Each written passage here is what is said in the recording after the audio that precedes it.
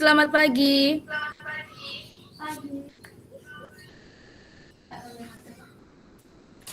Oke, langsung dimulai saja ya. Assalamualaikum warahmatullahi wabarakatuh. Waalaikumsalam Waalaikumsalam warahmatullahi warahmatullahi wabarakatuh. wabarakatuh. Apa kabar para hadirin yang di sini? Bagaimana nih kabarnya? Alhamdulillah baik. Alhamdulillah, semoga sehat selalu ya. Oke, perkenalkan nama saya Tasya Kantikus Maswari. Saya mahasiswi UIN Songo Semarang, prodinya Tasawuf Psikoterapi, Fakultas Usuluddin dan Humaniora. Di sini saya sebagai moderator yang akan memimpin jalannya diskusi kita pagi ini. Nah, diskusi kali ini kita akan membahas tentang implementasi dakwah Sunan Kalijaga terhadap anak jalanan. Sebelum saya mempersilahkan pemateri masuk, saya akan membacakan nih sedikit kurikulum vitae dari sang pemateri. Ia termasuk aktivis dari civil society, book reader, termasuk penulis juga, adventure juga. Di sini juga tertera dia adalah santri dan pang. Dia juga pernah menulis buku yang berjudul Bermoral, Cap Publishing tahun 2019. Juga ada Joni Melawan Arus, itu yang ditulis dari Skala Press tahun 2020. Kemudian ada buku juga Catatan Sang Berandal, dia juga menulis di Gaya Book tahun 2021. Organisasinya dia sangat banyak mengikuti organisasi karena dia mahasiswa aktivis ya. Ada founder komunitas Santrios, koordinator kopi perubahan. Ini yang baru-baru ya yang saya jelaskan. Ada juga koordinator Gus Durian di UIN Wali Songo Semarang. Oke, langsung saja kepada Muhammad Syafiq Yunensa. Waktu dan tempat saya persilahkan.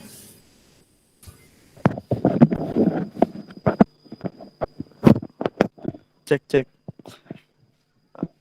Suaranya jelas ya, Mbak? Jelas. Jelas kakak. Jelas, Kak. Oke. Assalamualaikum warahmatullahi wabarakatuh. Waalaikumsalam Waalaikumsalam warahmatullahi wabarakatuh. Alhamdulillahilladzi fadala bani Adam bil ilmi wal amal ala jami'il alam. Wassalatu wassalamu ala Muhammadin sayyidil arabi wal ajam wa ala alihi wa ashabihi nabil ulum wal hikam.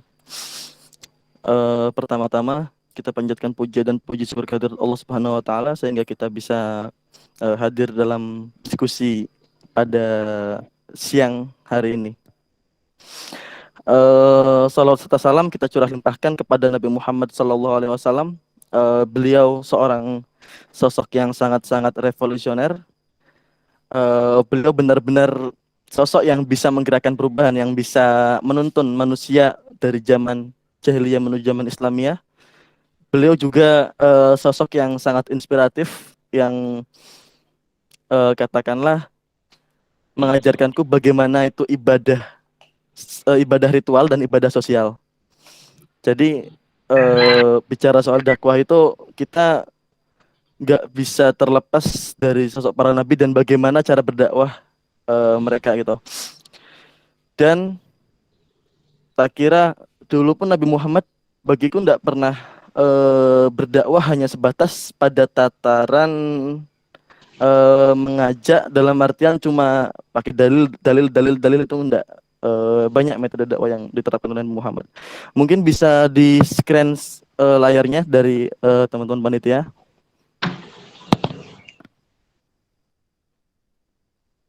Siapa yang screen layar?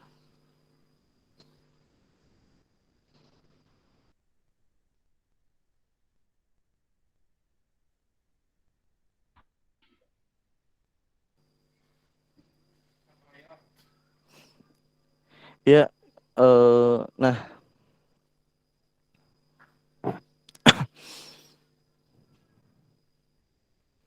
oke.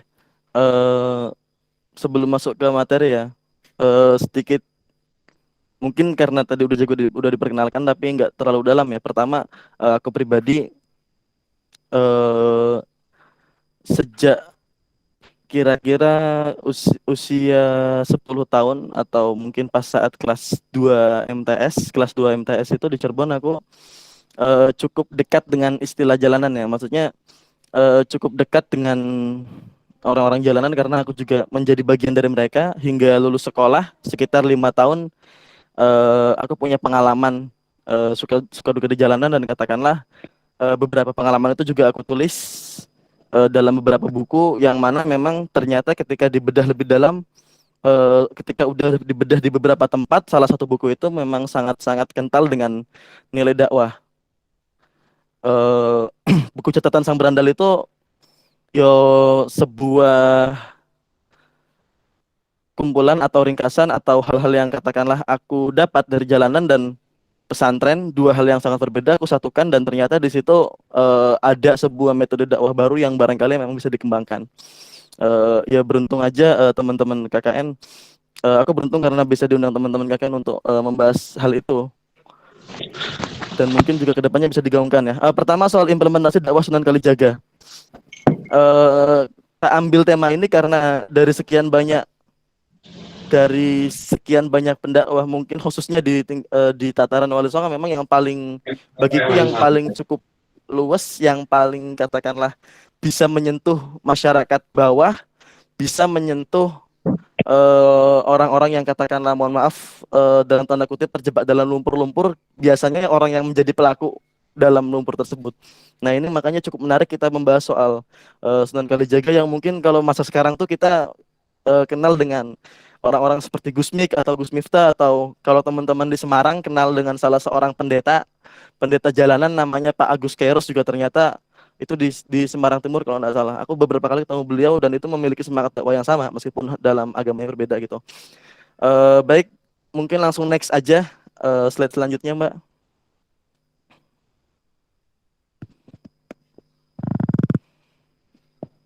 Slide selanjutnya next.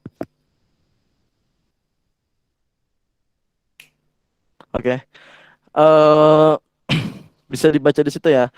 Sebelum kedatangan agama Islam, kehidupan masyarakat di Indonesia itu sangat-sangat kental dengan istilah apa kasta kalau dalam beberapa agama sebelum Islam ya yang ada di Indonesia. Nah, Islam masuk itu bisa mengubah atau bisa membongkar sistem yang sangat feodal tersebut. Islam masuk ke Indonesia bisa membuat masyarakat yang awalnya sangat sangat sangat kental dengan istilah strata sosial itu, dan seperti pada masa Nabi Muhammad juga Islam masuk ke Indonesia bisa menyelesaikan. Kalau kita baca sejarah kan dalam kehidupan kaum kafir Quraisy, kebanyakan mereka tuh ya yang katakanlah punya uang, yang katakanlah punya modal itu yang dihormati. Mereka yang jadi pemimpin-pemimpin itu ya mereka yang bisa perang dan mereka yang punya modal.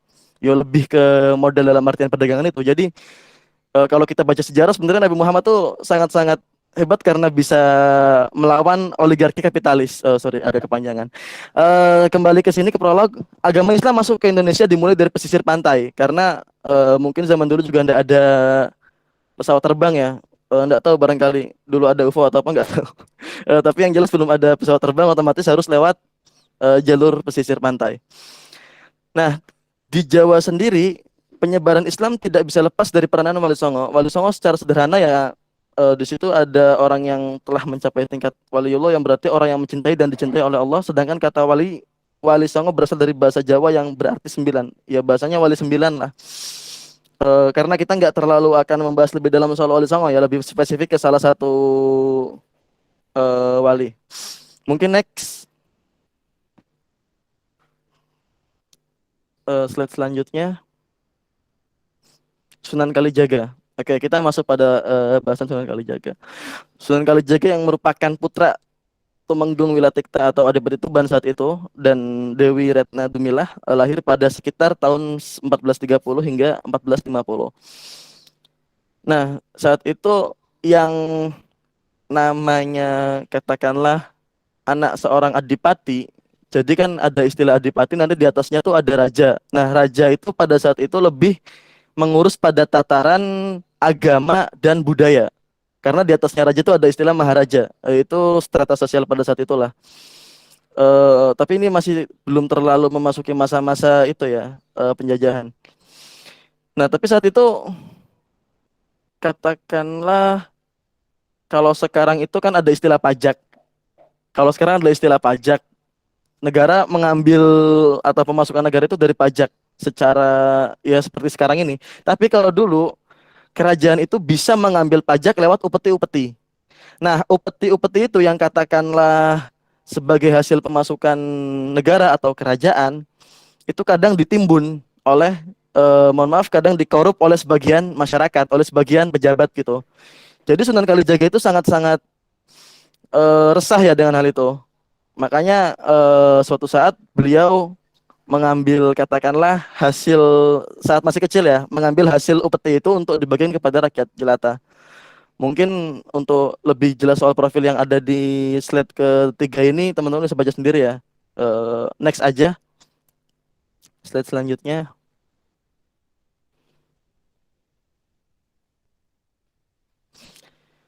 Nah, istilah Beranda Lokajaya ini secara pribadi sangat-sangat menginspirasiku untuk membuat buku pertama berjudul Berandal Bermoral.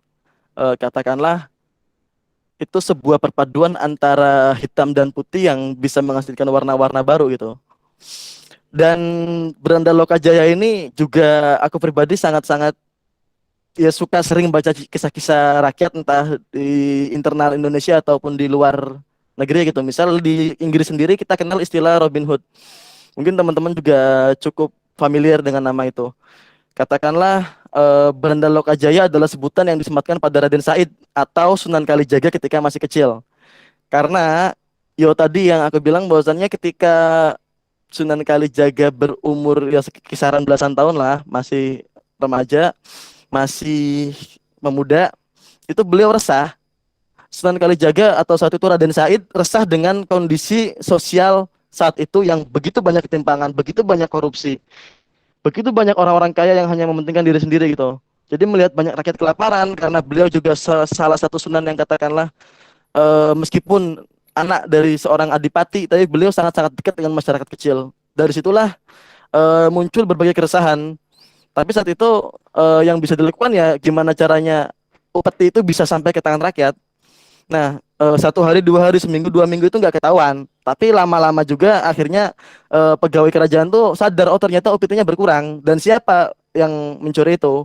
Dan dilala suatu saat ketika hendak mengambil upeti untuk diserahkan kepada rakyat miskin, ketahuan dengan salah satu penjaga. Akhirnya oleh ayahnya, singkat cerita beliau diusir dari kerajaan. Dan beliau tinggal di salah satu hutan yang bernama Hutan Jatiwangi kalau nggak salah. Di situ beliau tetap menjarah katakanlah menjarah tuh ya mencuri harta-harta kekayaan orang-orang kaya yang pelit, yang korup, yang kapital banget itu beliau habisi, beliau curi terus dikasih ke orang-orang yang kurang berkecukupan. Jadi sebenarnya kita tuh nggak pernah Indonesia tuh nggak pernah kehabisan kisah-kisah menarik ya. Cuma kadang kita lebih terfokus pada katakanlah kisah-kisah luar yang cukup familiar dan mungkin jadi propaganda politis akhir-akhir ini. Nah, Belanda Lokajaya ini tak kira cukup sama dengan Robin Hood kalau di Inggris itu. Begitupun misal ada kisah si Pitung, ada kisah-kisah yang lain yang cukup familiar. Mungkin next aja, next dulu.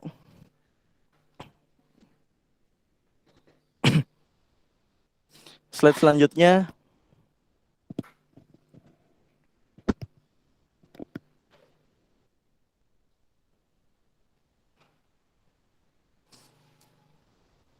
Slide selanjutnya, Mbak. Oke. Tadi ya, proses bagiku ya, orang-orang hebat itu tumbuh dalam perlawanan yang hebat. Karena mau nggak mau sejak dulu ya sebaik-baik perjuangan adalah perlawanan terhadap apa-apa yang menindas kemanusiaan. Dalam artian orang-orang yang katakanlah sekarang bisa hebat dalam tanda kutip ya, bukan lewat jalur politis tapi lewat jalur bertarung, benar-benar bertarung itu ya lahir dari perlawanan-perlawanan yang hebat. Begitupun sejak dulu misal lahir dari proses-proses yang katakanlah berbeda dari yang lain. Sunan Kalijaga itu beliau kurang makmur apa gitu. Anak seorang adipati tinggal bisa menikmati hidup yang tenang di dalam kerajaan, bisa ngapain aja, bisa makan apa aja, bisa ngelakuin apa aja, tapi beliau tetap terjun ke rakyat kecil. Dan itu pun kalau kita telusuri sejarah perjuangan Nabi itu nggak bisa lepas kisah-kisah para Nabi dan Rasul itu nggak bisa lepas pada tataran perjuangan melawan oligarki kapital dan memperjuangkan orang-orang kecil. Nah, belajar dari Belanda Lokajaya, bahwasannya ya tadi bahwa kita sebaik-baik perjuangan adalah perlawanan, karena mau nggak mau kita juga harus melawan, katakanlah mohon maaf, kultur-kultur yang usang. Misal bagaimana perspektif Indonesia sekarang memandang perempuan yang katakanlah hanya boleh bergerak pada tataran domestik rumah tangga, atau mindset-mindset bahwasanya orang-orang yang punya jabatan itu mereka selalu benar, atau mindset soal bahwasanya mohon maaf, staf atau pengajar-pengajar atau dosen-dosen atau apapun itu ketika beliau bicara A, ya kita langsung nurut, ya enggak juga, tapi kita harus berusaha mengkritisi, kita harus berusaha eh, terlibat dalam kebijakan apa yang dilakukan oleh pemerintah. Oke, next.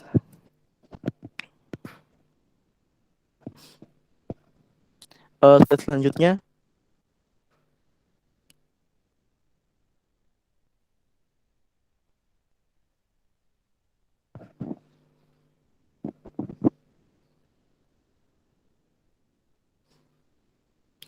Nah, dalam setiap dakwahnya, dalam setiap Sunan Kalijaga berdakwah itu, beliau lebih memilih menjemput bola, lebih memilih menjemput bola daripada menunggunya.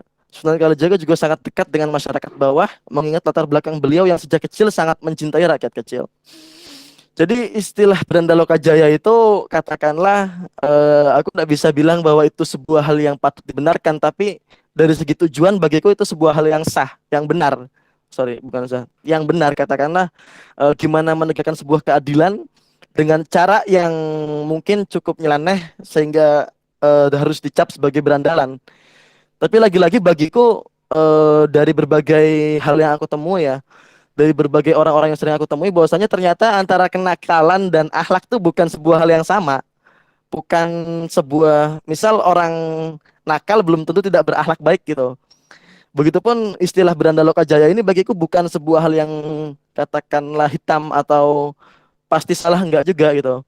Toh Robin Hood juga meskipun beliau sering mencuri, sering apa, tapi di Inggris tuh jadi legenda.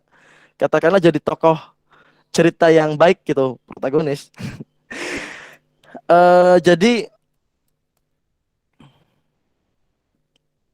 Jadi Sunan Kalijaga itu tadi ya, ketika singkat cerita bertemu Sunan Bonang dan istilahnya tertarik dengan kesaktian Sunan Bonang, ingin belajar.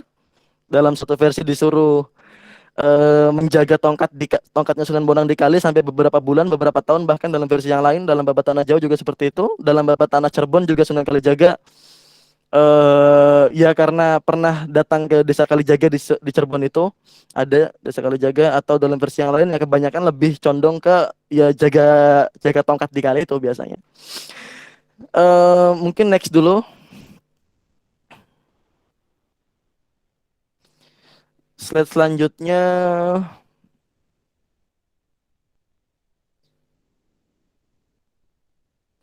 Model dakwah Sunan Kalijaga yang santun, ramah, dan tidak melakukan penolakan keras terhadap tradisi masyarakat yang masih dijalankan, maka landasan dakwah yang dilakukan oleh Sunan Kalijaga cenderung mengusung sikap pluralis. Lagi-lagi istilah akulturasi budaya yang dilakukan oleh Sunan Kalijaga itu bukan katakanlah ada tradisi terus Sunan Kalijaga berusaha mengintervensi tradisi itu biar kira-kira tradisinya hilang dengan tradisi dimasukkan ajaran Islam, lalu tradisinya hilang. Enggak seperti itu. Tapi istilah akulturasi budaya itu ketika ada tradisi, sebuah tradisi apa, misal selamatan atau tasyakuran seperti itu, masukin nilai-nilai Islam, tapi selamatannya masih ada. Nilai-nilai Islam juga masih ada. Jadi dua hal ini tidak saling bertentangan, juga tidak saling mengintervensi. Itu yang istilahnya akulturasi budaya yang dilakukan oleh Wali Songo sejak dulu gitu. Dan itu pun sangat-sangat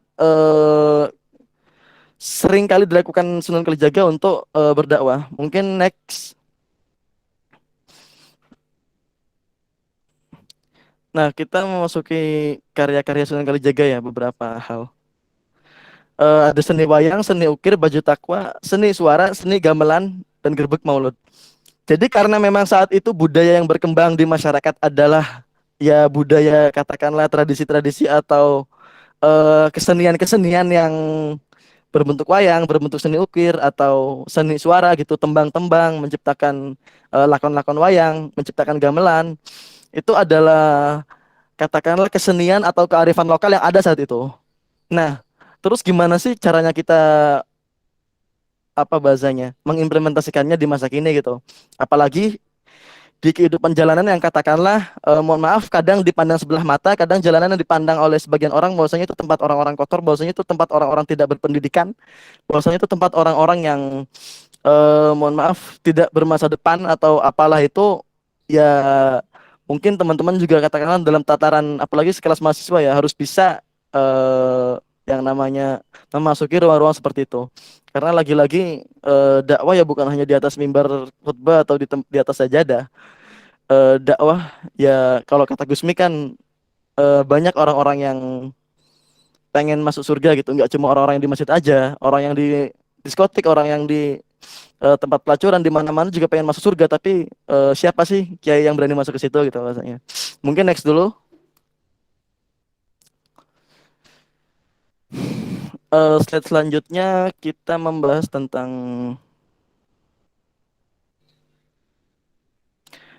tentang fenomena anak jalanan. Fenomena anak jalanan ini sebetulnya sudah berkembang cukup lama ya, tetapi saat ini semakin menjadi perhatian dunia. Jadi di berbagai belahan dunia pun fenomena anak jalanan, terutama negara-negara berkembang itu udah mulai sangat-sangat meluas ya saat ini. Seiring dengan meningkatnya jumlah anak jalanan di berbagai kota besar di dunia, secara umum pendapat yang berkembang di masyarakat mengenai anak-anak jalanan adalah mereka untuk mencari nafkah, menghabiskan waktu untuk bermain, tidak sekolah, dan kadang ada pula yang menambahkan bahwa anak-anak jalanan mengganggu ketertiban umum dan melakukan tindak kriminal. Jadi stigma yang berkembang di masyarakat tentang anak jalanan adalah ya tadi bahwa mereka nggak berpendidikan, bahwa mereka nggak punya masa depan, mereka selalu berbuat kriminal dan sebagainya. Yaitu stigma yang katakanlah berkembang di masyarakat. Tapi aku secara pribadi yang udah pernah terjun langsung ke masyarakat tuh nggak semua faktor orang-orang di jalanan itu karena broken home misal atau karena disfungsi keluarga, katakanlah keluarga nyuruh anak-anaknya buat ngamen, buat ngemis, ya itu nggak semuanya seperti itu. Mungkin pembahasan selanjutnya ya ada ya. Next slide selanjutnya.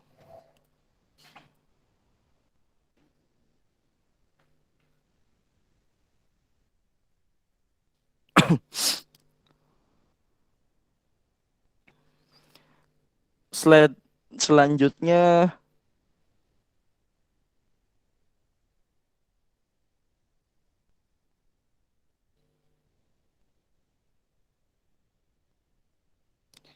masuk pada slide yang definisi anak jalanan ya.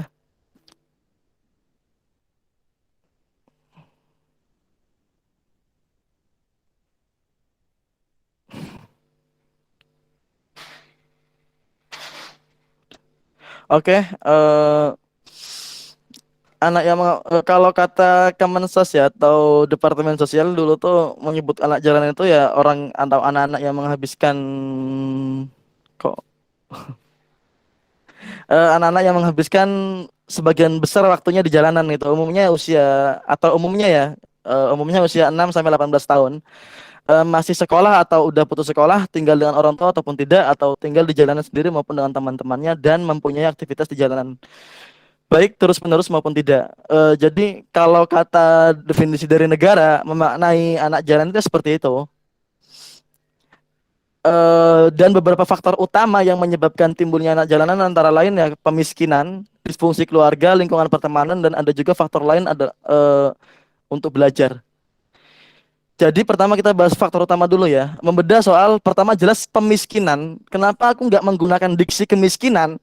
Karena bagiku di Indonesia ini faktor utama banyaknya orang-orang mohon maaf dikategorikan miskin adalah karena pemiskinan struktural, bukan kemiskinan. Jadi bicara soal pemiskinan ini kan berarti ada yang memiskinkan, ada yang menghendaki, ada yang menyengajakan biar kira-kira masyarakat Indonesia itu miskin. Tanda pertanyaan siapa? Kalau kita bedah lebih dalam ya, misal Undang-Undang Cipta Kerja sekarang itu UU Omnibus Law yang UU Cipta Kerja sekarang itu benar-benar membuat pertama buruh kayak robot, kedua benar-benar membuat banyak tanah-tanah subur atau banyak tanah-tanah milik warga bisa digusur dengan mudah untuk dijadikan pertambangan, dijadikan perusahaan, dijadikan PT-PT itu. Maksudnya apa? Sebenarnya ada permasalahan kita sejak dulu yang nggak pernah clear, misal korupsi. Misal teman-teman di dunia pendidikan itu korupsi paling besar bisa membuat setengah anak Indonesia bisa sekolah gratis sampai sampai lulus SMA. Jadi istilah korupsi, ketimpangan hukum, ketimpangan lingkungan, ketimpangan HAM, ketimpangan gender dan sebagainya itu ya kita sebenarnya bisa menelaah lebih dalam ya, mungkin dalam diskursus yang berbeda nanti. Tapi intinya permasalahan anak jalanan ini bukan semata-mata karena mereka tidak rajin atau mohon maaf malas, atau karena mereka itu katakanlah nggak punya skill atau nggak punya apa, tapi bukan karena itu menurutku. Problematika anak jalan itu bukan karena dia miskin, tapi karena dimiskinkan. Pertanyaan siapa mungkin ini bisa dipelajari lebih lanjut ya. Intinya bagiku negara-negara sekarang tuh nggak ada istilah negara negara apa sih, negara Islam atau negara apa ya, semua kapitalis semua bagiku. Istilahnya setiap undang-undang yang ada itu hanya menguntungkan orang-orang yang punya duit. Jadi setiap kebijakan, maka misal nih nanti kita kebijakan NIK itu mau diganti dengan NPWP, dengan pajak. Enggak logis aja, masa petani disuruh ngurus NPWP setiap bulan gitu. Atau ada kebijakan yang lain bicara soal sorry kalau aku bilang ini malah nanti sangat-sangat melebar ya. Mungkin setelah pemiskinan itu ada disfungsi keluarga, entah broken home atau katakanlah keluarga tidak bisa menjalankan perannya dengan baik. Mungkin ini juga salah satu faktor utama ya. Misal usia-usia masih di bawah umur, di bawah 5 tahun bahkan, atau usia-usia masih anak-anak masih sekolah, itu karena keluarganya dimiskinkan oleh pemiskinan struktural itu, otomatis keluarga menginginkan anak-anaknya untuk cari duit sendiri gitu. Jadi oke lah mereka memasang orang-orang di setiap, kalau di mohon maaf ya, kalau di kota di Tugu Muda, karena aku juga beberapa kali bersentuhan dengan anak-anak jalan di situ, entah ketika galang dana atau ketika penelitian, kebanyakan tuh mereka misal nih pulang sekolah jam 12, itu jam 1 mereka diantar ke lampu merah oleh orang tuanya naik motor, nanti jam 8 atau jam 9 itu dijemput oleh orang tuanya naik motor juga. Dalam artian memang kebanyakan kalau di mohon maaf di Tugu Muda, katakanlah banyak orang-orang yang jadi anak jalanan atau apa itu karena faktor orang tua, disuruh ngamen lah, disuruh ngemis lah. Ada juga karena faktor lingkungan pertemanan. Mungkin aku pribadi, kita kenapa dulu bisa dekat, bisa ke jalanan atau katakanlah dalam tanda kutip masuk kategori orang anak-anak jalanan, karena yo lingkungan pertemanan. Tapi dari lingkungan pertemanan itu aku mulai, faktor yang lain adalah untuk belajar di jalanan. Nah, awal mula aku keseret ke jalanan karena aku misal seorang punk, aku suka nonton konser punk, sering kali dayak atau nge-BM atau ngebonek, karena dari dulu aku nggak suka angkutan umum misal. Atau karena memang lingkungan pertemanan yang menyebabkan aku sampai terjun ke jalanan. Tapi lama kelamaan orang-orang di jalanan tuh bisa belajar dengan sendirinya sebenarnya, bisa belajar dari kenyataan, bisa belajar langsung gimana misal cara bertahan hidup. Makanya kebanyakan anak-anak jalanan, terutama anak-anak pang itu, kalau bener-bener pang pasti berprinsip. Yo di jalanan paling enggak cuma beberapa tahun lah, setelah itu mentas, setelah itu cari kerjaan apa gitu. Kebanyakan teman-temanku yang pang, yang katakan anak jalanan tapi punya prinsip, itu ya dia pasti mentas, dia pasti selesai dari jalanan, dia pasti cari kerja, dia pasti apa gitu. Tapi kebanyakan sekarang, mohon maaf teman-teman, di jalanan itu banyak ekoria. Ekoria itu ikut-ikutan, cuma mengekor aja gitu. Nggak tahu apa itu bagaimana prinsip belajar di jalan, nggak tahu apa itu prinsip-prinsip pang atau prinsip-prinsip metal atau prinsip-prinsip OI misal, atau prinsip-prinsip slang misal, atau prinsip-prinsip beberapa genre musik yang ada misal. Di mereka hanya kebanyakan ikut-ikutan. Misal fenomena jalanan, fenomena anak-anak di jalan sekarang kan, misal karena mau nonton solawat misal, Mafis atau Habib Syekh Hermani atau apa kan, buat keren-keren naik trek gitu, ngibarin bendera atau apa kan. Nah itu kebanyakan bagiku ekoria ikut-ikutan. Tapi kalau dulu awalnya aku ikut-ikutan, tapi semakin kesini aku bisa belajar bahwasanya oh gini toh, kita sama pemulung itu belum tentu mulia kita. Satu, misal pemulung setiap hari bersihin sampah, meskipun yang sampah-sampah yang dia butuhkan gitu. Tapi pertama mereka dalam kondisi hidup seperti itu bisa bertahan hidup, bisa tetap memulung, nggak mau ngemis, nggak mau nyuri gitu. Itu kan kadang lebih mulia dari kita gitu. Katakanlah orang-orang terpelajar. Mungkin next dulu aja, barangkali kelamaan.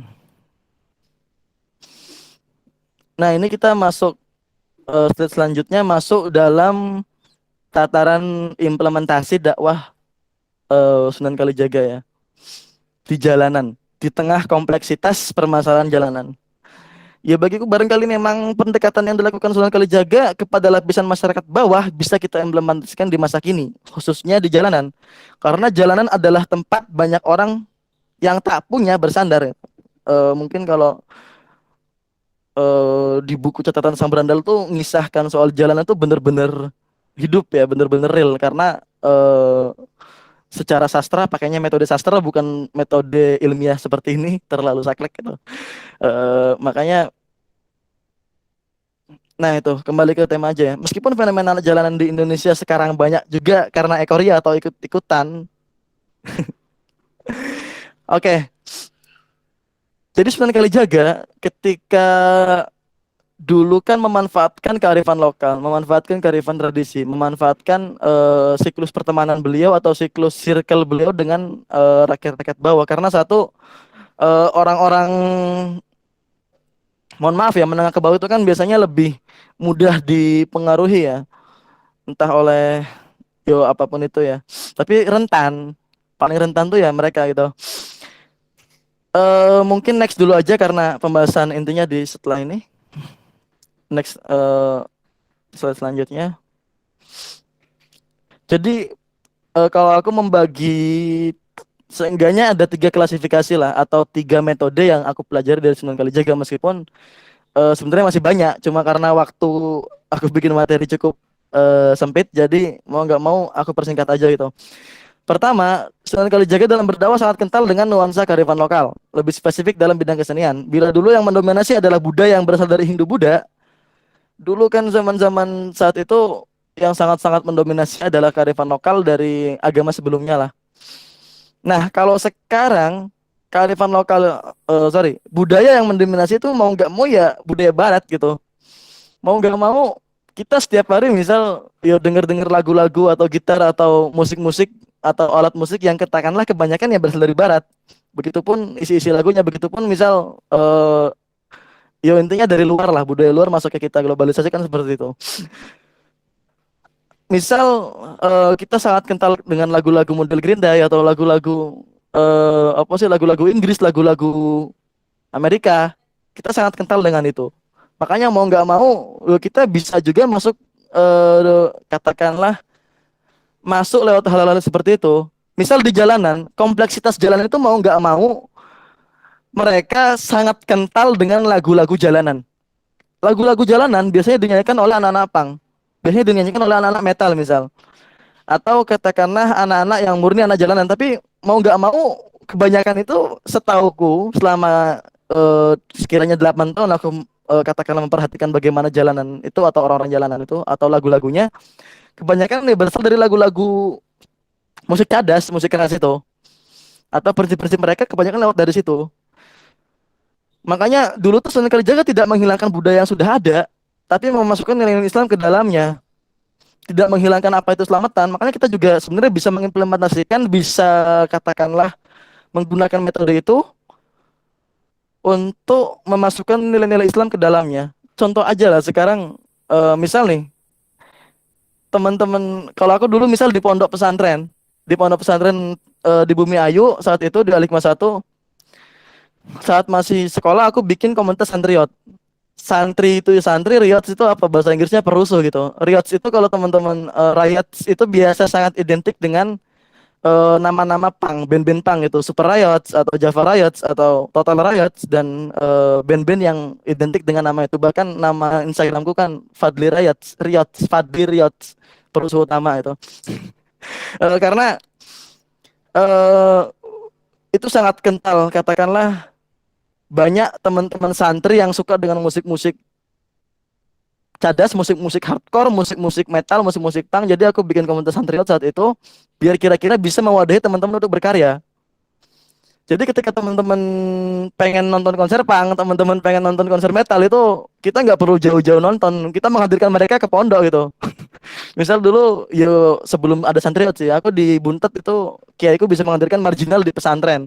Pertama kalinya band legendaris punk sekelas Marginal datang ke pesantren dan sejak saat itu banyak teman-teman punk yang dekat dengan nilai-nilai pesantren. Ini metode dakwah pesantren sangat menarik sebenarnya soal hal ini. Karena mereka bisa langsung guide otak utamanya digait, dikatakanlah diislamisasi dan dilala bisa berdakwah lewat situ. Misal kalau teman-teman memperhatikan ya, lagu-lagu marginal saat ini, marginal kan katakanlah band punk paling dulu sejak dulu zaman Soeharto namanya anti military sampai sekarang ganti nama jadi marginal itu patokan punk di seluruh Indonesia paling utama beliau, teman-teman marginal bahkan bikin ya intinya rujukan utama punk di Indonesia marginal. Ketika lagu-lagu marginal dulu sering terlalu keras, terlalu ngeritiknya belak-belakan, terlalu keras banget, sekarang udah kolab dengan Banser, udah kolab dengan NU, udah kolab dengan pesantren-pesantren. Jadi lagu-lagunya lagu-lagu Islami semua sekarang marginal tuh. Kalau teman-teman memperhatikan ya. Jadi dakwah tuh lebih menarik lewat kesenian sebenarnya. Jadi kan marginal juga nggak cuma bikin lagu-lagu, tapi mereka juga bikin misal kaos. Nah, kaos-kaos marginal sekarang tuh isinya pesan-pesan dakwah, tapi sekarang nggak langsung. Toh kalau kita memaknai dakwah secara bahasa, kalau nggak salah itu kan mengajak. Lebih spesifik lagi mungkin mengajak kepada kebaikan. Lagi-lagi yo inti sari agama itu apa sih? Lagi-lagi kalau aku pribadi beragama itu untuk apa ya? Untuk kemanusiaan. Karena Tuhan nggak butuh agama misal. Sorry, ini pembahasan lain. Jadi eh teman-teman di Jawa Barat dan Jakarta juga ada istilah topeng hitam kru atau santri Nusantara, itu yang dibikin oleh teman-teman santri pang di Kempek, pondoknya Kiai Akil Siroj. Jadi kalau teman-teman pernah sering tahu baju kaos-kaos THC di pesantren-pesantren itu ya nilailah teman-temanku yang bikin gitu. Tapi aku bikin santriot sendiri di Jawa, di Jawa Tengah, di Cilacap, di Bumiayu, Brebes. Nah, dakwah lewat kesenian ini tak kira udah banyak dilakukan ya. Lagi-lagi orang-orang jalan itu kebanyakan juga suka dengan seni, suka dengan dunia-dunia yang katakanlah bernuansa sastra lah terutama. Bukan orang-orang yang saklek dengan pendidikan-pendidikan formal, formal atau apa. Jadi kan jalan lain kalau nggak kalau kata Sujoto aja, kalau kita mau dicintai dengan duit kan politisi. Kalau dicintai dengan jabatan apa ya akademisi atau apalah. Tapi kalau mau dicintai dengan cinta ya jadi sastrawan dan dilalah orang-orang seniman. Dimana orang-orang jalanan tuh sangat-sangat kebanyakan ya beda, bagiku beda antara orang-orang yang lahir dari bangku-bangku kampus perkuliahan dengan orang-orang yang lahir dari jalanan. Karena sepengalamanku, mohon maaf kita di kampus terlalu terdidik dengan hal-hal berbau formal, tapi esensinya agak berkurang gitu. Sorry. Mungkin next aja. Tadi udah lewat seni ya. Sekarang dakwah lewat apa? Dakwah lewat ekonomi. Nah, karena semangat Sunan Kalijaga itu berawal dari ketimpangan sosial khususnya di bidang ekonomi yang ada di sekitarnya saat itu. Ketimpangan ekonomi, ketimpangan bicara soal rakyat, orang miskin, orang kaya, uang atau apa berputar hanya di kalangan pejabat, upeti juga berputar di kalangan pejabat kerajaan. Itu kan katakanlah salah satu faktor utama ketimpangan ekonomi. Dan Sunan Kalijaga berawal dari semangat itu. Makanya tak kira cukup menarik ya. Kalau sekarang kita juga berusaha lewat jalur situ lah. Ya mungkin udah banyak juga. Misal kalau di Semarang itu ya untuk anak-anak jalanan sendiri fokus ke situ. Aku kenal dengan salah seorang pendeta tadi yang aku sebutkan, pendeta jalanan. Mungkin teman-teman kalau buka dulu juga pernah sering diundang di Metro TV, di Kick Andy atau di mana-mana sering beliau. Beliau sekarang benar-benar meskipun pendeta ya, mohon maaf, meskipun bukan dari Islam, tapi semangat berdakwah kepada anak-anak jalanan, kepada mohon maaf mantan PSK, kepada orang-orang yang nggak punya rumah atau apa, beliau benar-benar real mengajak. Jadi Yayasan Hati untuk Bangsa ini emang bener-bener dikelola oleh seorang pendeta. Dia pendeta punya di salah satu gereja di Banjir Kanal. eh tapi semangat dakwahnya tuh bukan untuk kristenisasi, enggak, berdakwah untuk kemanusiaan. Itu aku ambil contoh aja. Misal kalau dulu kita kenal dengan sosok Gusmik yang berani masuk ke lokalisasi, yang berani masuk ke tempat-tempat prostitusi. Sekarang juga banyak orang seperti itu sebenarnya. Cuman Dilala nggak terlalu sefamiliar Gusmik misal. Nah, jadi dakwah lewat ekonomi. Kita nggak, ya sebenarnya agak agak real aja sih. Faktor utama karena banyak orang-orang lupa dengan agama kan barangkali ekonomi. Tapi faktor utama orang-orang kecanduan agama menuhankan agama juga karena ekonomi. Yang paling utama gitu. Nah, jadi misal kita bisa membuka lapangan kepada mohon maaf kaum-kaum jalanan gitu, membuka lapangan pekerjaan yang katakanlah bukan untuk mengeksploitasi ya, tapi untuk murni membantu teman-teman gitu. Ini bisa kita lakukan karena dulu pun semangat Sunan Kalijaga sampai harus menjarah harta orang-orang kaya ya untuk kemakmuran, untuk keadilan itu sendiri gitu. Jadi kalau kata Gus Dur jelas banget ya, perdamaian tanpa keadilan adalah ilusi. Dan sekarang kemerdekaan tanpa keadilan adalah ilusi gitu. Kita nggak pernah. Ya mungkin teman-teman kalau aku kasih pertanyaan, sebenarnya Indonesia tuh cita-cita yang sudah terrealisasikan atau masalah yang nggak pernah terselesaikan. Itu yang bagiku harus dijawab oleh teman-teman mahasiswa ya. Indonesia tuh cita-cita atau masalah. Materi-materi ansos ini. Next, yang terakhir, slide terakhir.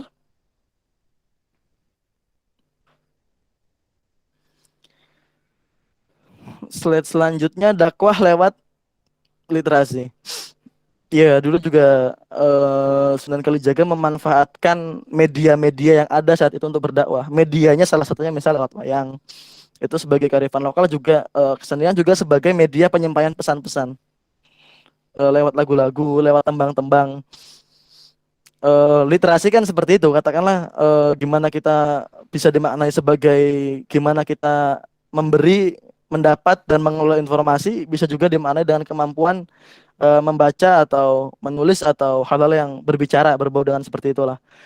Nah, lewat literasi ini sebenarnya bisa teman-teman lakukan ya. Tapi lagi-lagi gini, kelemahan anak-anak jalanan sekarang adalah kebanyakan dari mereka enggan untuk mendokumentasikan, untuk menuliskan. Jadi mereka punya pengalaman yang segudang, tapi mereka nggak punya kemampuan untuk, mohon maaf, untuk misal untuk menulis atau untuk buat video atau untuk apa itu jarang. Karena secara akses juga sulit, secara apa ya? Secara bacaan juga sangat minim. Di jalanan kan jarang kita mengakses buku-buku gitu. Nah, makanya minat baca dari mereka pun sangat-sangat jarang. Salah satunya untuk katakanlah istilah dakwah bisa berjalan di jalanan dengan lancar bagiku, gimana caranya kita memberikan sebuah bacaan-bacaan yang bisa dinikmati oleh mereka. Ya real, kenapa selama ini aku nulis misal buku pertama Berandal Bermoral, buku kedua Joni Melawan Arus, ketiga Catatan Sang Berandal, itu pasti ada istilah jalanan dan cinta di terakhirnya. Jadi misal Joni Melawan Arus tentang gerakan mahasiswa jalanan dan cinta. Misal Catatan Sang Berandal tentang pencarian jati diri, pesantren, jalanan dan cinta. Misal itu. Jadi kita perlu menyajikan bahan, mohon maaf ya, karena selama ini banyak orang yang katakanlah menuliskan soal jalanan, tapi mereka bukan berasal dari situ. Hanya sebagai seorang pengamat, hanya sebagai seorang yang katakanlah nggak pernah terjun langsung situ. Jadi sekarang agak ngawur juga survei-survei BSP atau Badan Pusat BPS atau apa itu, survei-survei negara soal anak jalanan, soal apapun ya kebanyakan ngawur-ngawur juga, skripsi dan sebagainya pun jarang ada yang data real. Karena mereka bukan dari kalangan itu. Ya meskipun banyak sih sekarang teman-temanku dari kalangan jalanan yang emang udah mulai nulis gitu. Nah, jadi misal buku Catatan Sang Berandalku itu rilis tahun ini bulan Juni. Itu ternyata omset penjualan melonjak karena pertama diberi kata pengantar oleh Bang Mac, kedua karena anak-anak jalanan tuh kebanyakan katakanlah orang yang minat dengan bukuku malah anak-anak jalanan, anak-anak yang nggak pernah bersentuhan dengan pendidikan formal, karena itu merasa mereka bagian dari buku itu. Misal catatan sang berandal misal, kebanyakan yang beli malah misal supir truk, atau misal anak-anak pang yang masih di jalan, atau misal buru-buru yang notabene-nya emang berprinsip pang, atau misal orang-orang yang jarang baca buku gitu. Nah, tapi kan ketika baca buku itu sepaket dengan pesan-pesan dakwah yang aku sampaikan, berusaha aku sampaikan dalam buku-buku itu gitu. Jadi tak kira semangat yang bisa kita ambil ya diantaranya Sunan Kalijaga ya lewat tiga hal itu, lewat seni, lewat ekonomi, dan lewat literasi. Barangkali teman-teman ada tambahan referensi, ada apa-apa gitu. Maksudnya kita diskusi biasa aja, dan aku pribadi pun bisa benar bisa salah gitu. Jadi yang namanya kebenaran dari segi ilmiah kan barangkali emang relatif, bisa diperdebatkan. Teman-teman bisa menyanggah, bisa juga bertanya gitu. Dan mungkin slide terakhir ya. Slide terakhir.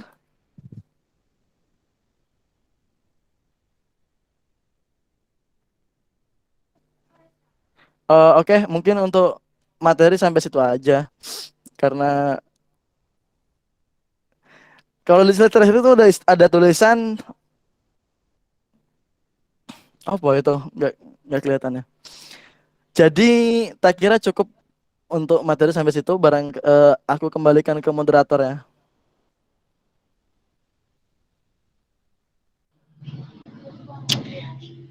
Oke, terima kasih atas penyampaiannya dari sang pemateri. Gimana, keren banget kan? Antara implementasi dakwah Sunan Kalijaga dan anak jalanan yang dipadukan, kita juga bisa mencontoh dari dakwahnya Sunan Kalijaga yang dulu itu terkenal dengan Beranda Lokajaya, terus diimplementasikan di zaman sekarang. Untuk mempersingkat waktu ya, karena semakin siang semakin panas, langsung saja untuk pertanyaan atau mungkin langsung diskusi, bisa langsung open mic. Jadi nggak perlu ditulis ya, langsung aja open mic agar bisa kita pahami dari pertanyaan-pertanyaan sang hadirin. Dipersilakan monggo untuk bagi yang mau tanya langsung saja open mic-nya.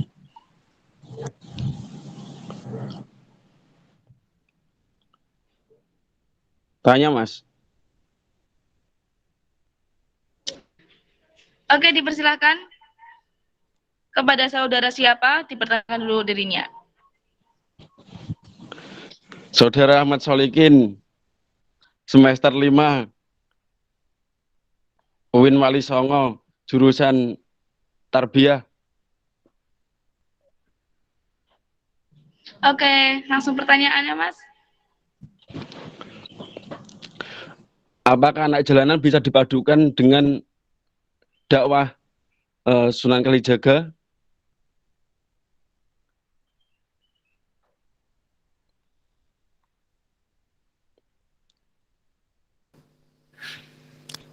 Itu ya Mas pertanyaannya. Yoi. Oke, siap. Mungkin tampung dulu aja atau bisa langsung dijawab, Mbak moderator, terserah.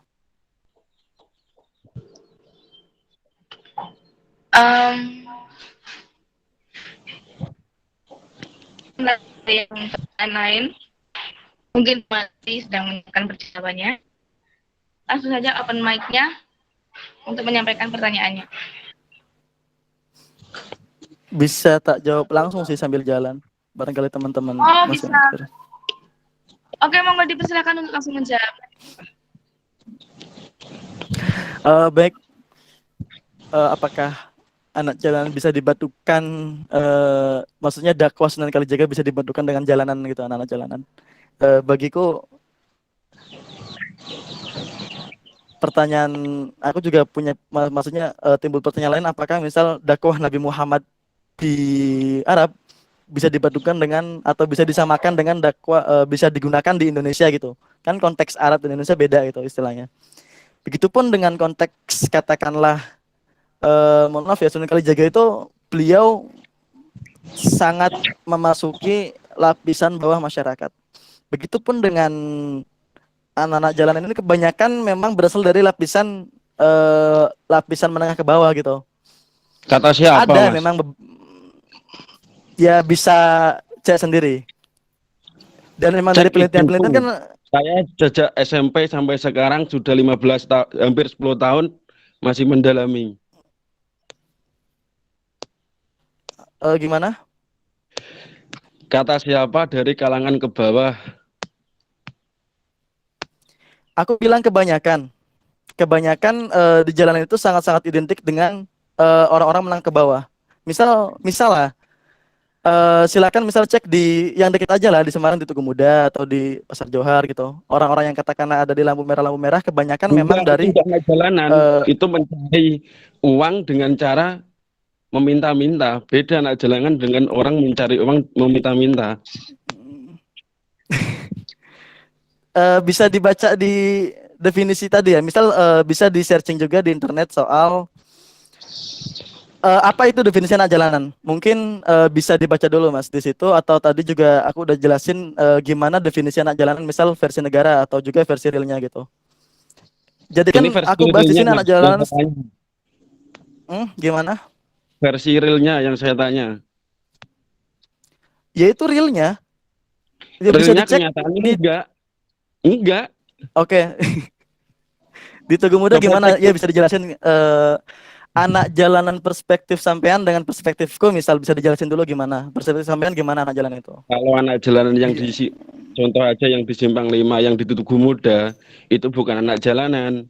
Mereka itu hanya mencari nafkah dengan cara meminta-minta.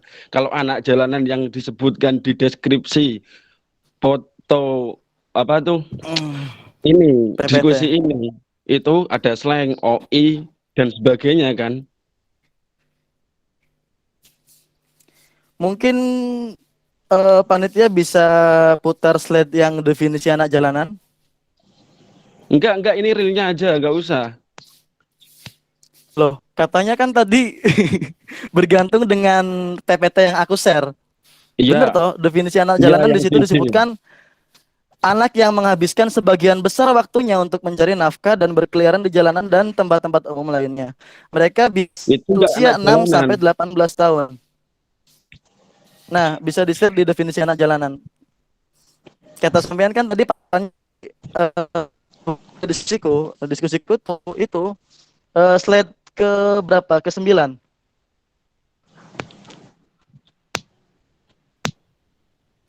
Tapi kalau anak jalanan yang sampean maksud adalah orang-orang yang katakanlah dari segi genre musik, ya aku bisa Yo, jawab juga soal itu. Nah, di situ jelas ya. Jadi anak jalanan yang aku maksud dalam diskusi ini adalah secara garis besar, secara umum.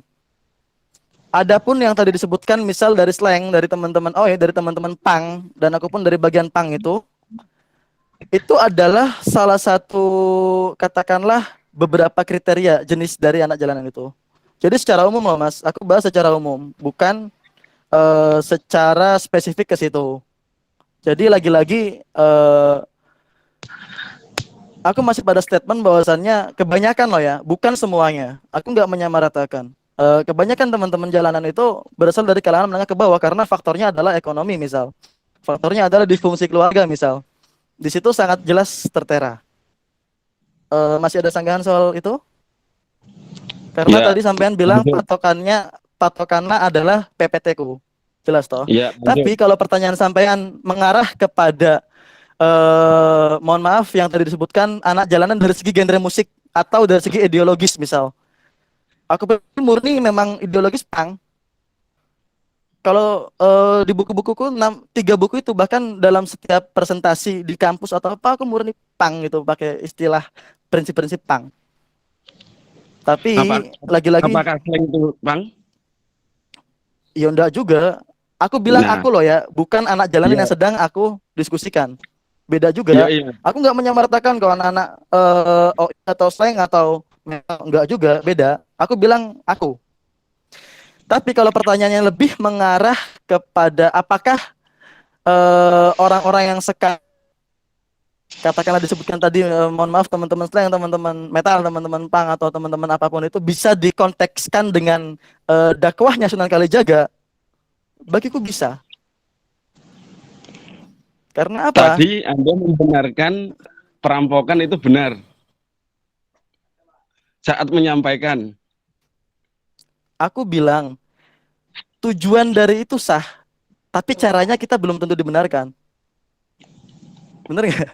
Aku bilang tujuannya itu benar, tapi caranya belum tentu dibenarkan. Dan setelah itu aku juga bilang lagi bahwasannya ya akhirnya Beranda Lokajaya juga istilahnya taubat atau istilahnya berubah ketika bertemu dengan Sunan Bonang. Jadi kalau dengar penjelasan tuh jangan setengah-setengah, Mas. Iya, jadi jelas aku mau menyanggah apapun bisa tak jawab karena ya aku real.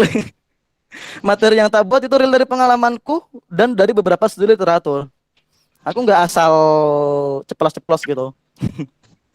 Dan kalau kembali ke pertanyaan utama ya, kalau semisal pertanyaannya adalah bisa dikontekstualisasikan itu jelas sangat-sangat bisa. Karena dakwah tuh mau nggak mau harus berkembang dengan seiring majunya zaman. Ketika kesenian dulu istilah wayang disusupi Islam, disusupi nilai-nilai Islam, sekarang pun lagu-lagu metal, teman-teman kalau buka misal di Purgatory atau misal dari segi rapper misal ada istilah Tufail Al-Ghufari. Atau misal dari segi punk itu jelas ada punk muslim, ada marginal sekarang lagu-lagunya punk dan nggak bisa. Mental harus satanik, nggak bisa. Mental itu harus Islam. aku nggak bilang metal harus Islam. Siapa yang bilang metal harus Islam? Tadi Aku bilang metal, punk, hardcore itu bisa dimasukin nilai-nilai Islam. Tapi nggak bukan bisa. berarti semua metal harus Islam. Kalau satan, kalau metal itu beda lagi. Kalau punk bisa dimasukkan dengan lagu-lagu sosial. Pertanyaannya apakah metal semua satanik? Iya dong, harus dong. Kalau nggak satanik, Yo, keluar dari metal. pembacaan sampean masih kurang aja kalau itu. Mungkin aku pribadi banyak metal Katolik itu ada loh. Di Semarang itu metal Katolik ada. Metal Islam Dia tuh banyak di sudah Semarang. Maksudnya dia sudah nggak metal.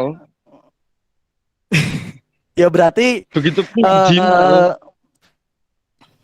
Gimana? Begitupun marginal, dia sudah nggak punk, soalnya sudah masuk TV. Beda lagi dengan musik Romy and the Jahat, dia masih original punk. Jadi apakah pang itu nggak boleh masuk TV?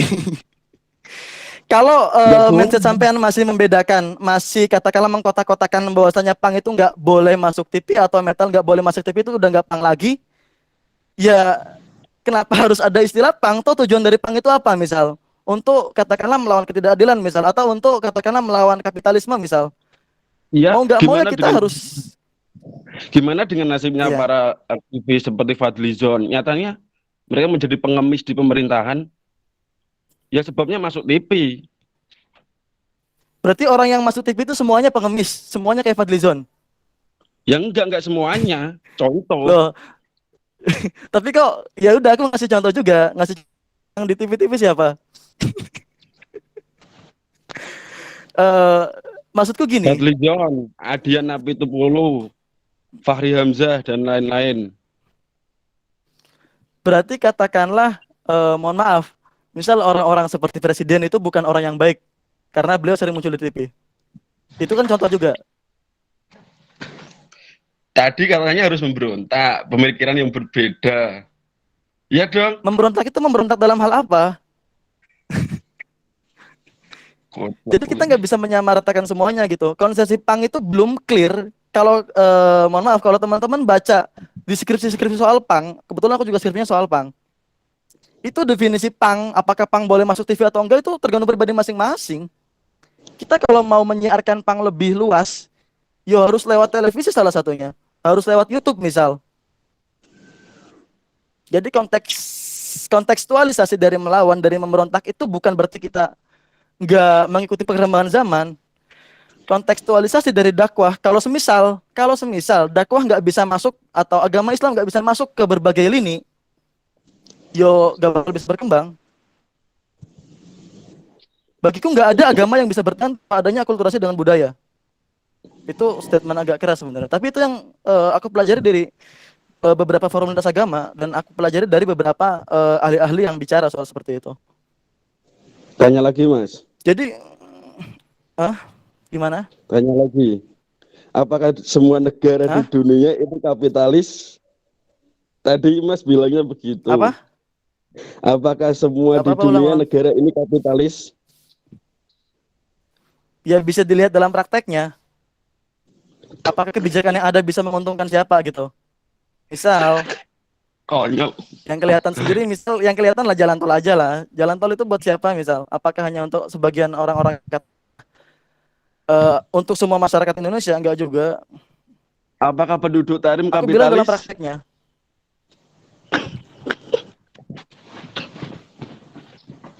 Gimana?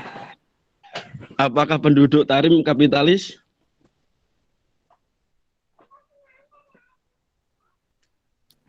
Cek gimana? Apakah di negeri Tarim adalah kapitalis? Di negeri mana? Tarim, Hadramaut. Ya tergantung prakteknya gimana. Aku bilang dalam segi prakteknya loh ya. Kalau bicara orang-orang mengklaim negara Pancasila atau apa ya, itu sah-sah saja. Tapi dalam praktek dari segi gimana Konyol. siklus perminyakan di Timur Tengah misal, menguntungkan siapa? Siklus perkembangan minyak di Timur Tengah atau Timur Tengah, Mas. Negara Tarim sendiri itu. ya itu dalam ya maksudnya aku bilang dalam hal dia masuk dalam kategori di situ juga. Jadi aku bilang dalam praktiknya, Mas. Kalau kita Oh, mau belajar lebih dalam soal itu. Kalau iya, dari tapi segi soalnya masnya dari enggak. segi hukum, dari segi apa ya itu jelas mereka Pancasilais, mereka negara apa ya jelas. Hmm. Yo, Lagi-lagi kita Mas. juga harus bisa menyelesaikan apa itu definisi kapitalis ya. Tapi tadi pertanyaan yang soal pertanyaan intinya kan yang soal itu, Mas. Nopo apakah bisa dikontekstualisasikan? Aku bilang bisa. Iya, kalau saya merampok di rumah Mas, Gimana? Gimana? kalau saya merampok di rumah Mas, Oke, Suaranya baik. nggak jalan ya. Mohon maaf. Saya menyela, mohon maaf sekali. Karena pembicaraannya sudah di luar konteks, jadi saya mohon maaf untuk menengahi ya. Karena tadi pembicaraannya dari awal karena kita hanya membahas mengenai implementasi dari jaga terhadap anak jalanan. Kita tidak pernah membahas lebih dari itu. Ketika ada bahasan lebih itu, jadi saya mohon maaf karena ini sudah keluar dari konteks. Jadi mungkin ada pertanyaan yang lain atau mungkin yang masih menyangkut dengan materi kita. Sebentar Mbak Moderator. Kalau aku pribadi sih malah sangat senang ya ketika ada teman-teman yang katakanlah cukup kritis soal itu. Tapi lagi-lagi kritisisme itu harus dibarengi dengan bacaan-bacaan. Eh, aku siap ngeladenin sampai ujung-ujungnya, sampai katakanlah sampai beberapa pertanyaan yang keluar konteks, asalkan dia juga tahu pembahasan apa yang dia bahas. Misal kita bahas kapitalisme itu nggak bisa selesai dalam pada tataran misal kapitalisme misal. Misal seperti itu. Katakanlah kita juga perlu banyak perspektif ya soal membaca. Lagi-lagi aku juga membuka ruang-ruang diskusi bagi teman-teman itu. Makanya ketika aku ada kayak gitu, aku tetap tanganin, tapi dengan jawaban yang katakanlah sesuai data dan eh, tidak keluar dari jalur. Dalam artian jalur pertanyaan itu. Misal mau bicara soal pang, dialihkan kemana, tetap tak hadapin. Tapi kalau bisa kelihatan ya, pembicaraan yang ada isi ataupun tidak ada. Iya, mungkin barangkali ada pertanyaan yang lain, silahkan. Tapi kalau tadi poin utamanya adalah apakah dakwah itu bisa kepada anak-anak metal, anak-anak pang, bagiku jelas bisa. Tapi nggak semua anak metal itu Islam. Tuh ada metal Katolik, ada pang Katolik. Jadi itu. Oke, terima kasih. Pembahasan sampai manapun. Namun dari kita juga ada waktu. Jadi saya berhak memberikan estimasi waktu ataupun jika sudah terlalu melampaui batas dari pembahasan kita. Mohon maaf Bapak materi. Bisa pertanyaan yang lain, mungkin bisa siapa dari mas yang lain atau mungkin ada pertanyaan yang lain yang mungkin akan ditanyakan kepada pemateri, dipersilahkan.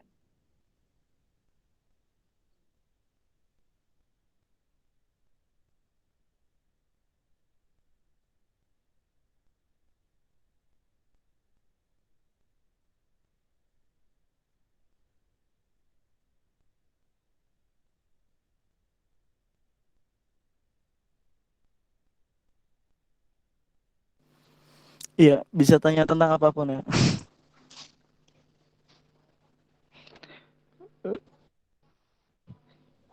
Slow ya, waktu masih cukup banyak kok. Paling sampai jam tengah 11 atau sampai jam 11.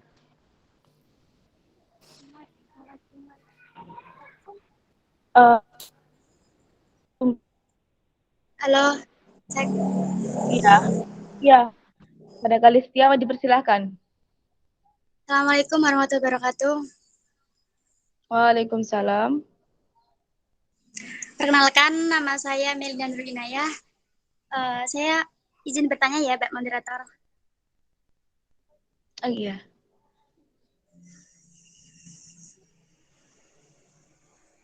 Begini,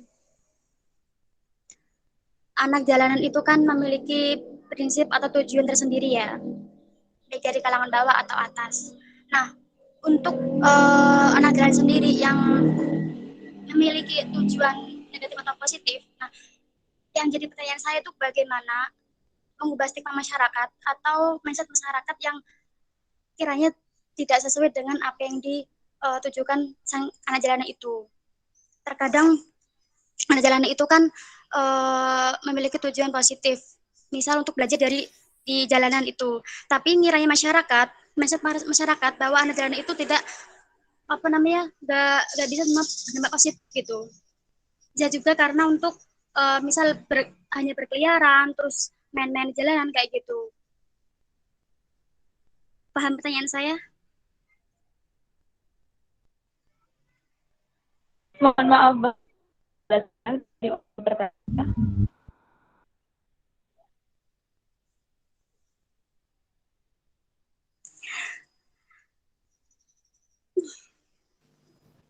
Bisa diulangin inti pertanyaannya apa? Tadi prolog udah cukup terdengar sih. Iya. Jadi intinya bagaimana untuk mengubah stigma masyarakat atau mindset masyarakat terhadap anak jalanan yang memang tujuan dari anak jalanan sendiri itu kan beda-beda. Ada yang bisa berdampak positif ataupun negatif. Nah, bagaimana masyarakat melihat atau memandang anak jalanan itu tidak seperti yang pada umumnya. Contoh kayak anak jalanan yang sukanya hanya berkeliaran, tidak seperti yang di masyarakat.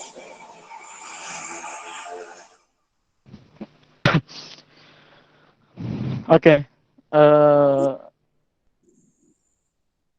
Cukup Bagaimana? bisa tak pahami pertanyaannya.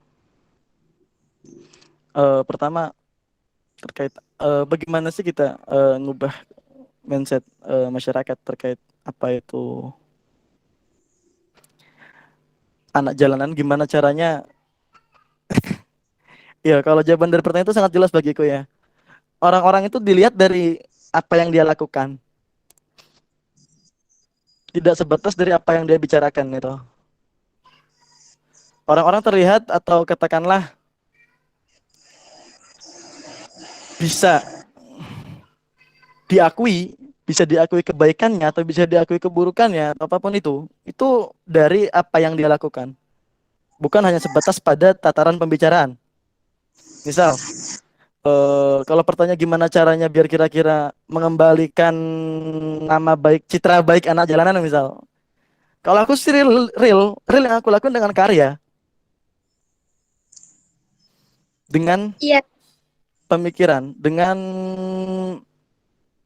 perbuatannya apa ya kita bisa tunjukkan bahwasanya ini loh anak-anak yang lahir dari jalanan itu bisa melebihi anak-anak yang katakanlah eh, cukup pintar di dunia pendidikan gitu. Aku pribadi dulu ketika sekolah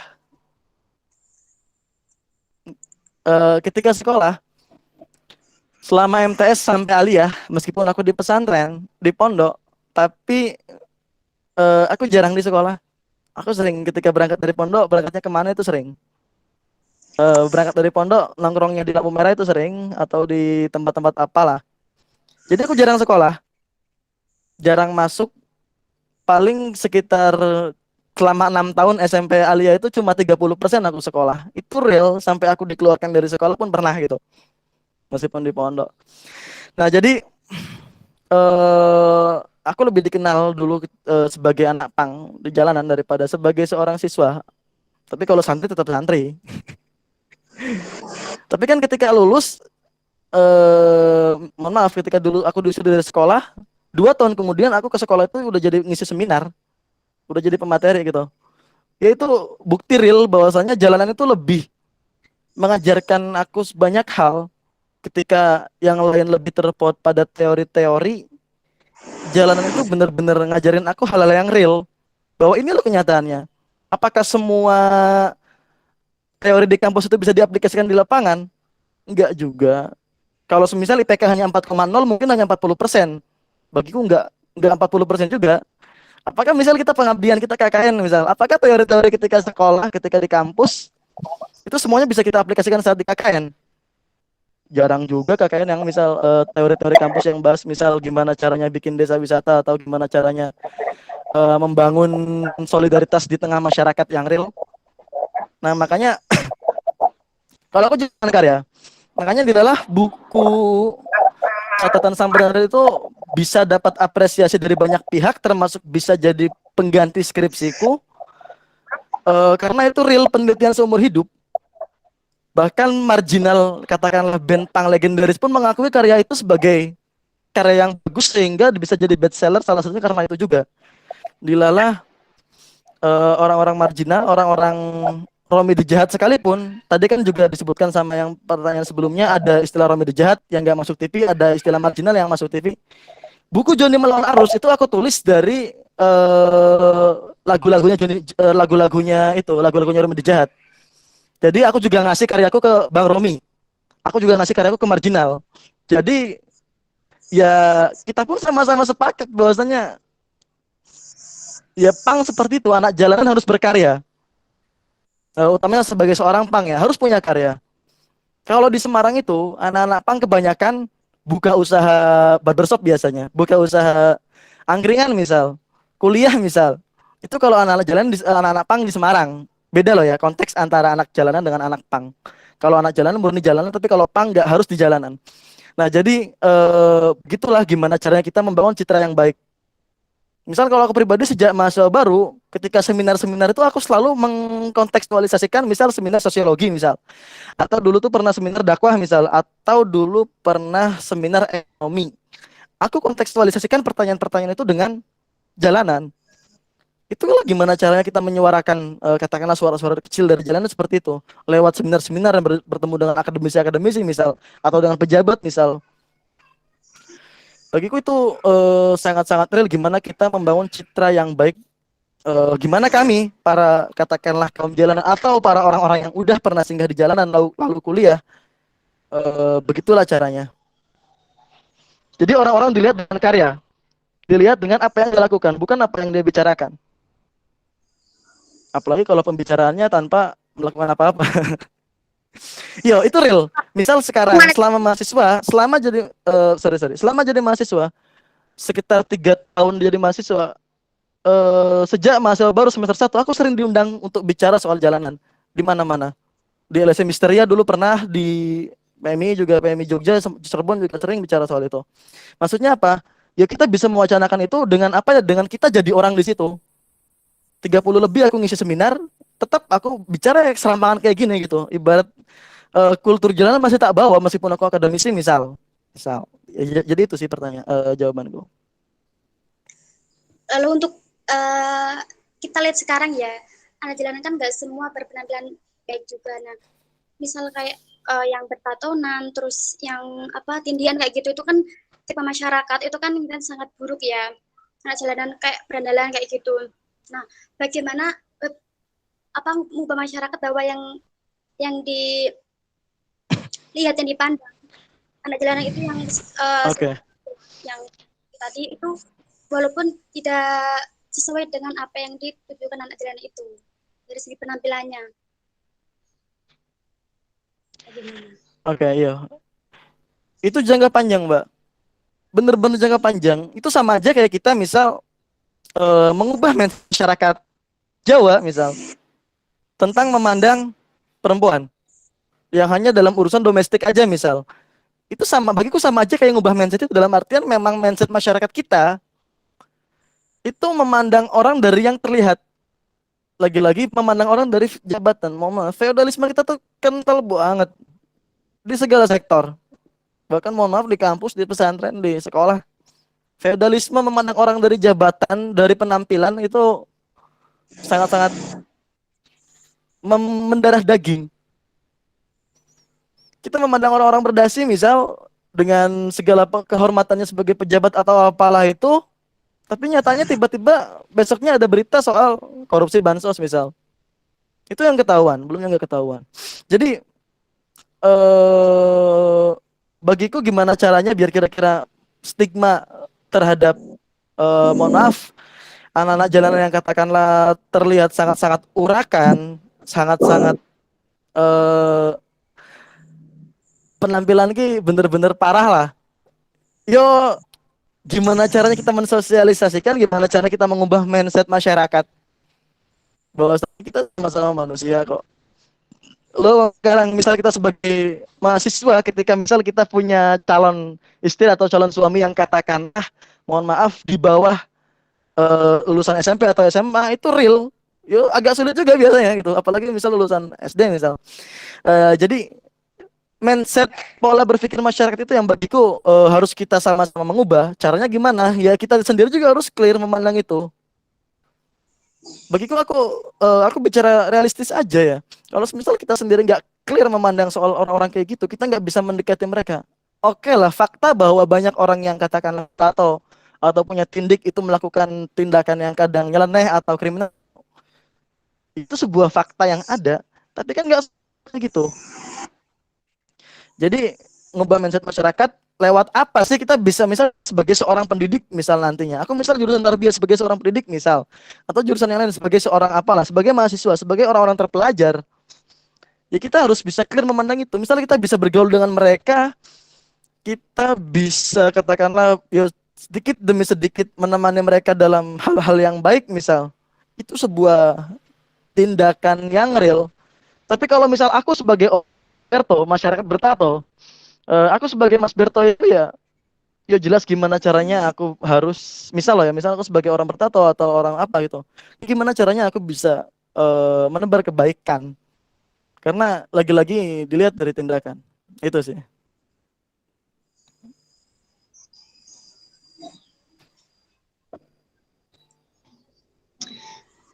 Bagaimana Mbak Melinda?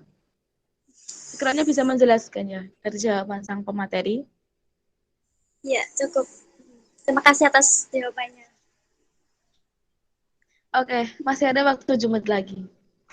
Karena waktu sudah semakin siang, apakah mungkin ada pertanyaan lagi?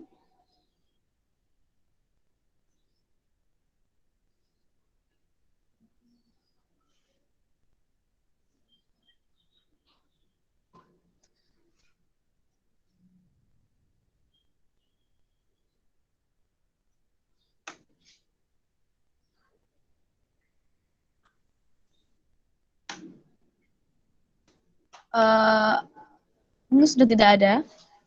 Tidak ada yang ingin bertanya lagi. Karena sudah tidak ada yang ingin bertanya lagi atau berdiskusi lagi, maka saya cukupkan untuk sampai di sini saja.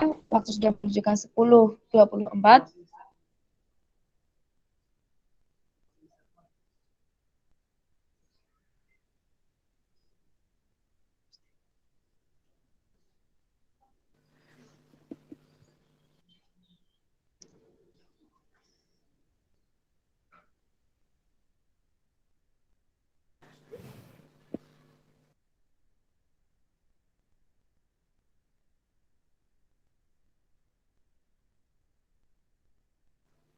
Iya, mungkin nggak ada pertanyaan lagi ya. Mungkin sudah tidak ada Pak Pemateri. Pamit undur diri.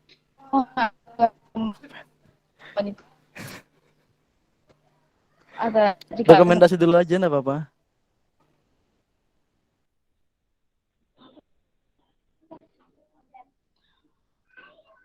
dipersilakan untuk para hadirin membawa kameranya, on cam-nya,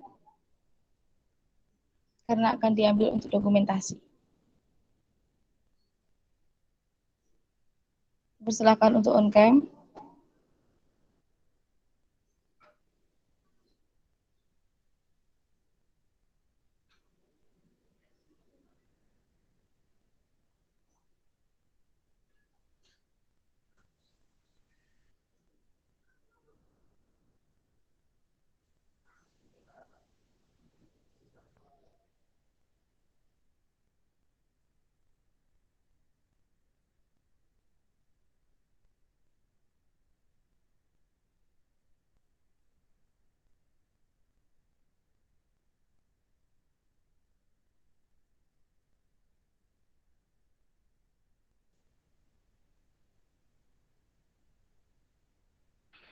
Apakah sudah Mbak Min?